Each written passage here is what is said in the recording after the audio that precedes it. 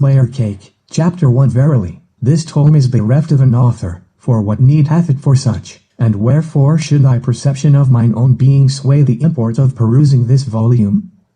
I do speak in earnest, for I beseech thee not to cloud thy mind with the fallacy of what others opine of me. I merely possess a missive to convey, part of which hails from a realm beyond, and part of which I have gleaned whilst abiding upon this mortal plane. In this epoch of 2023, no earthly sovereigns doth exist, save for those like myself who toil in obscurity, working covertly to shape the course of events.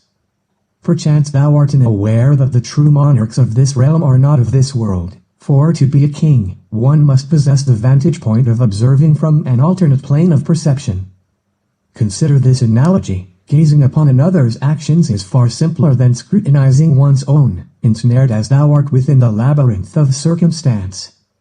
Yet, thou art not ensnared within their delusions, and thus art able to observe them and subsequently observe thyself. A genuine monarch possesses this wisdom, and in bygone eras, the ensuing harmony would have been most evident. Alas, the psychological existence of humankind hath been greatly diminished by the yoke of control imposed upon them. The kings of this era must therefore execute their labors in the interstices, amid the crevices of society. Nonetheless, a time shall assuredly come when recognition shall be regained. For now, let us recline and prepare to make ready for the forthcoming undulations of instability.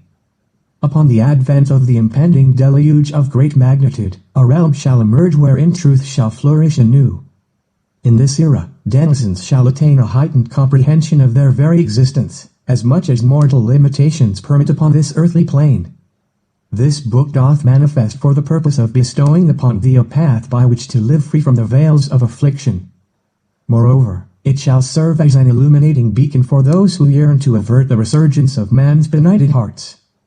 Let us commence with entitling this tome Layer Cake, for it is a profound revelation that the most grievous deception cast upon humanity diverts their minds from the truth that our reality is structured with layers above and layers below. That which descends from above hath been deemed gods, and that which ascends from below hath been deemed demons. Yet, be it known that both originate from the planes above, not belonging to the lower realm.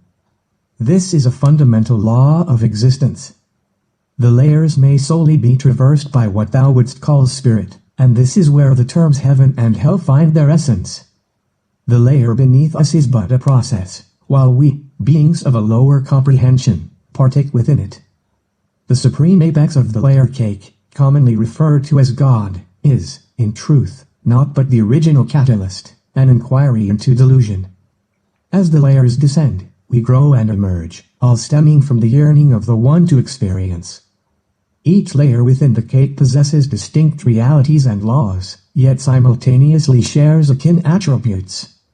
In the higher layers, when the Godhead is truly realized, let us say the spirit yearns to immerse itself in delusion for the sake of experience, just as the original Godhead, or rather, the original Thou, did. Indeed, it is a marvelously sublime yet arduous circumstance to partake in. I, too, have traversed the layers, as thou hast. We have experienced the cycle of forgetting and remembering, humbly playing our roles in the symphony of time, harmoniously flowing downward. As for the number of so-called gods within this current, I cannot ascertain, for it may be infinite and boundless throughout existence. Perhaps in the Genesis, I possessed knowledge of such matters, but the journeys of other gods remain unknown to me, as they differ from mine own. I surmise that in the Genesis, none of this held relevance, and thus we embark upon our odyssey through the layers, wielding diverse celestial programs and effecting alterations to engender change throughout the realms. The adage as above, so below resonates on multifarious dimensions, encompassing numerous ongoing emanations, yet consistently directs our gaze, as we step back, to the layer cake of that existence. Verily, in each plane, there exist elements that resist change, for this is a necessity to encompass all aspects, lest the collective Godhead within us fail to emerge. It is indispensable for the downward mission to encounter such resistance. Here, upon this very plane, we find ourselves nearing the culmination of this cycle, set in motion by the plane above, just as they were initiated from realms beyond. It becomes evident that the controllers who have acquired the knowledge I impart into thee are now in the throes of their demise. Desperately, they clutch at whatever they can, seeking to vanish into the depths with their ill-gotten gains. Oh, what roles they have played and what a delusional journey they embark upon! They are aware, yet unaware, destined to be engulfed within the waves of existence in the plane below, with but a faint glimmer in their minds of a distant involvement.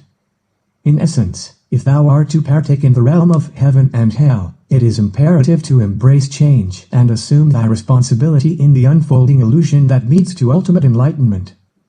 This journey unfolds through the very core of thy being, the self thou refer to as I, and its manifestation is perceived solely through the reflection of thy actions and deeds. Hence, it becomes evident how thou hast been held captive, ensnared by the notion of a God that is, in truth, thyself and all that surrounds thee, albeit enacted without the veils of delusion, comprehended through the discerning lens of thy observations. I beseech thee to hear my words resound, for thou art sovereign, as is every soul. Thou art not bound to any system, but dost dwell within a natural order that prevails if thou dost embrace it.